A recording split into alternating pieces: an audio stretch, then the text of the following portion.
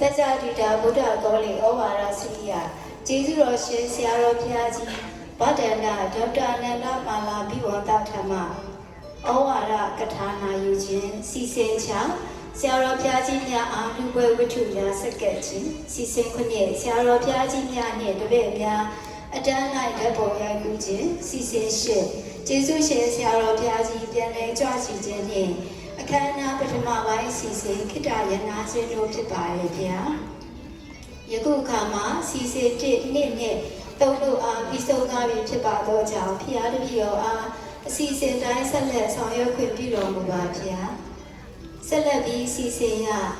နမောတတသုံးချိန်ရွတ်ဆို၍အခမ်းအနားဖွင့်လှစ်ရဖြစ်ပါသဖြင့်ကျေးဇူးတော်ရှင်ဆရာတော်ဘုရားကြီးများဦးဆောင်၍တကြတိတာဗုဒ္ဓကောလိပထမအကြိမ်ပွဲမြင့်သဘင်နှင့်ဒီပလိုမာအောင်လက်မှတ်ချီးမြှင့်ပွဲအခမ်းအနားဖွင့်လှစ်ပေးပါရန်ယိုသီလေးမြတ်စွာရှောက်ထားပန်ကြားအပ်ပါရဲ့ဗျာန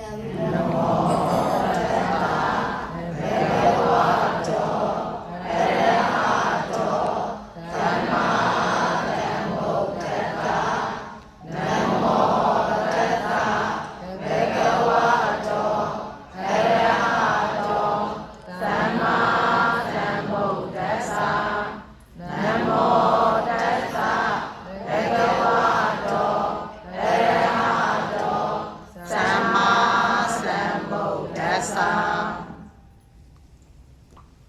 ဆက်လက်ပြီးစီစဉ်ရ